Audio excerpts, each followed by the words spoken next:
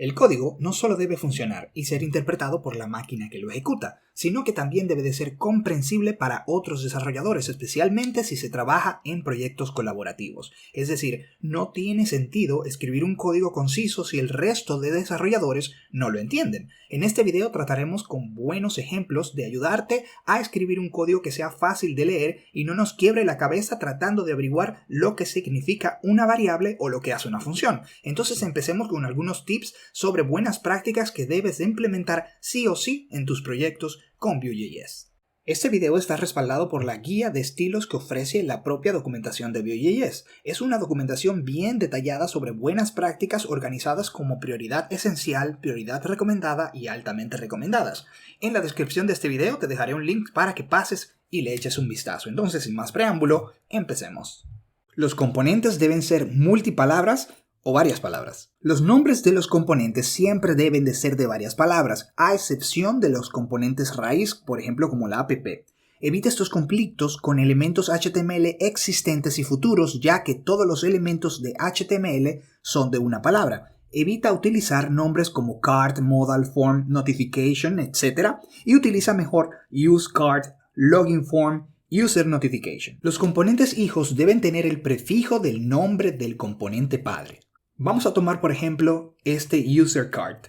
Y digamos que si estos componentes son hijos de ese userCard, entonces podemos nombrarlos como userCardImage, userCardIcons, userCardButton, etc. Si un componente solo tiene sentido en el contexto de un componente padre, dicha relación debe de ser evidente en su nombre. Y recuerda también que usualmente los editores organizan los archivos alfabéticamente. Esto también deja, digamos que a ambos archivos cerca visualmente. Y esto ayuda bastante para que podamos solamente con mirar ya sabemos que es un componente hijo de ese userCard. Para componentes de una sola instancia. Si tienes un componente que se va a utilizar solo una vez, tienes que poner el prefijo de para especificar que se utilizará una sola vez, como el navbar, el footer, etc. Entonces estos nómbralos como de navbar, de footer, de header, de menú, etc. Esto no quiere decir que el componente solamente se utiliza en una única página, sino que solamente será utilizado una vez por página.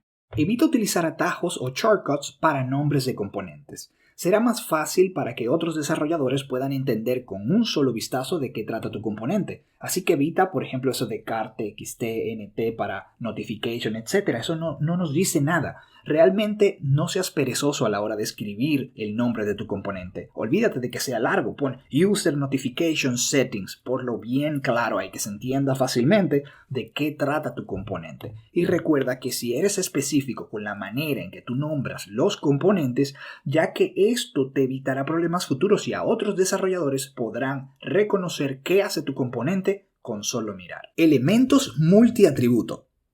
Los elementos con múltiples atributos deben ocupar múltiples líneas con un atributo por línea. Imagina que tienes un componente que recibe un custom event y a la vez envía props, pero ese componente también tiene una clase con algún atributo y también un evento hover, por ejemplo.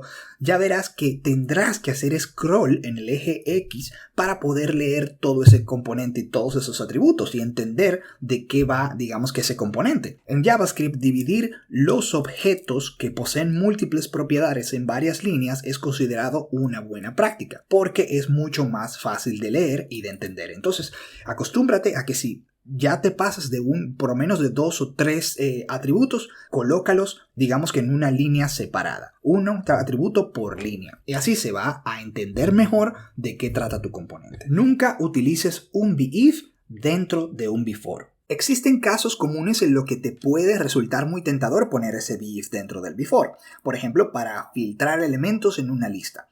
Por ejemplo, tienes el before user in users. Entonces le quieres poner beIf user.isActive para saber, por ejemplo, o que te traiga solamente los elementos que estén activos. Pero mejor en este caso reemplaza ese users por una propiedad computada que te devuelva una lista filtrada. Por ejemplo, active user.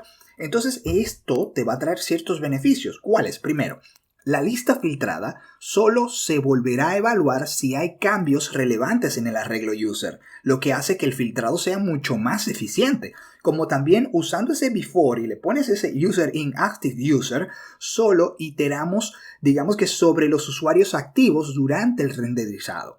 Entonces, haciendo esto que el renderizado sea mucho más eficiente. ¿Por qué? Porque la lógica ahora está desacoplada de la capa de presentación, por lo que el mantenimiento o el cambio o la extensión de la lógica será mucho más fácil. Entonces, la solución de todo esto, cuando te sientas tentado a poner ese beIf dentro de ese before o a la misma altura de ese elemento, mueve ese beIf a un elemento contenedor, ya que no estamos comprobando should show user para cada uno de los usuarios de la lista. En cambio, lo revisamos una sola vez y ni siquiera evaluamos el before si es falso. Entonces, como última recomendación, te digo que sé amable con tu yo del futuro o con tus compañeros de equipo y pon las cosas fáciles a la persona que tendrá que mantener tu código. Esto nos ayuda a reducir el esfuerzo necesario de leer y comprender el código. También nos ayuda a que las revisiones de código se centren en cuestiones más importantes que la sintaxis. También nos ayuda a promover lo que es la coherencia dentro de un equipo de desarrollo